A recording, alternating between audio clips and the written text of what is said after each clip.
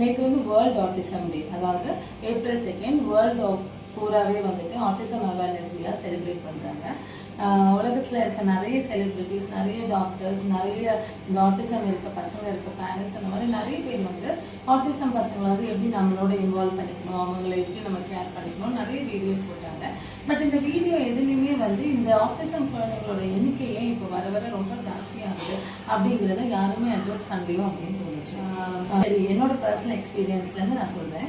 2009 நான் வந்து ஒரு இடத்துல ஒர்க் பண்ண ஆரம்பிக்கும் போது ஒரு கிளினிக் 50 குழந்தைங்க இருக்காங்க அப்படின்னா அதில் 2 பேர் தான் ஆட்டிசம் கிட்ஸ் இருப்பாங்க. ஆனால் இப்போ 2024 என்னோட கிளினிக்கில் பார்த்தீங்கன்னா 100 குழந்தைங்க இருக்காங்க அப்படின்னா அதில் ஒரு 85 குழந்தைங்க ஆட்டிசம் இருக்க குழந்தைங்களா தான் இருக்காங்க. மிச்சம் 15 பேர் தான் மற்ற டிசபிலிட்டிஸ் இருக்க குழந்தைங்களா இருக்காங்க. இது எதனால அப்படின்னா நான் டெய்லி பண்ணுற அசஸ்மெண்ட்டோட பேசிஸ்லேயே நான் சொல்லுவேன்.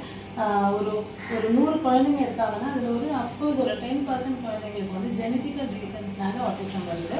அது நம்ம கையில் இல்லை அப்படின்றது நமக்கு தெரியும். ஆனால் மிச்சம் 90% குழந்தைங்களும் பார்த்தீங்கன்னா வந்து வர்ச்சுவல் ஆட்டிசம், அதாவது நிறைய ஃபோன், டிவி, கேட்ஜெட்ஸ் யூஸ் பண்ணி அதனால வர ஆட்டிசம் இருக்க குழந்தைங்க தான் நிறைய வராங்க. ஒரு ரொம்ப ரொம்ப ரொம்ப கஷ்டமான ஒரு விஷயம் என்ன அப்படின்னா, இங்கே எங்கள் வீட்டுக்கிட்ட இருக்க ஒரு டெலிவரி ஹாஸ்பிட்டலில் ஒரு பிறந்த 3 நாள் ஆன குழந்தைக்கு ஃபோன் காமிக்கிறதெல்லாம் நாங்கள் பார்த்துருக்கோம். ரொம்ப எதுக்கொண்டு அவங்கள அடிக்கிறது அப்படிங்கிற மாதிரி தோணும். அந்த குழந்தைய விட்டு அது பாட்டுக்கு தூங்கிட்டு இருக்க போகுது.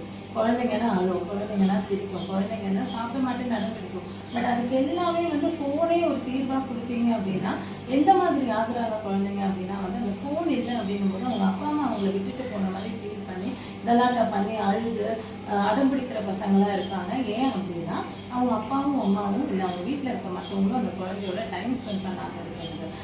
உங்களுக்கு வேலை இருக்குது, அவங்களுக்கு லோன் இருக்குது, இல்லை உங்களால் குழந்தையோட டைம் ஸ்பெண்ட் பண்ண முடியாது அப்படின்னா தயவு செஞ்சு குழந்தைங்க இருக்காதீங்க. அது தள்ளி போட்டுட்டு அப்புறம் உங்களுக்கு எப்போ கம்ஃபர்டபுளாக இருக்கோ அப்போ பெற்று போங்க. பட் அதுக்காக குழந்தைய பெற்று அந்த குழந்தைகிட்ட ஃபோனை கொடுத்து ஃபோனை பார்த்து வளர்ந்துக்கோ அப்படின்னு சொல்கிறதுனா ரொம்ப கொடுமையான விஷயம். வர்ச்சுவல் ஆட்டிசம் அப்படிங்கிறது ரொம்ப ரொம்ப உண்மையான ஒரு விஷயம். தயவு செஞ்சு உங்கள் குழந்தைங்களுக்கு ஃபோன் கொடுக்காதுங்க. இல்லை எங்கள் அம்மா நல்லா பார்த்துப்பாங்க, எங்கள் அம்மா கிட்ட விட்டுட்டு போனோம்னா உங்கள் அம்மாவோட வேலை உங்களை பார்க்குறதா தான் அவங்க பார்த்துட்டாங்க. அவங்களுக்கு அந்த ஏஜ் புரிஞ்சு போச்சு. உங்களால் பார்த்துக்க முடியும் அப்படின்னா மட்டும் உங்கள் குழந்தைய பெற்றுக்கோங்க ப்ளீஸ்.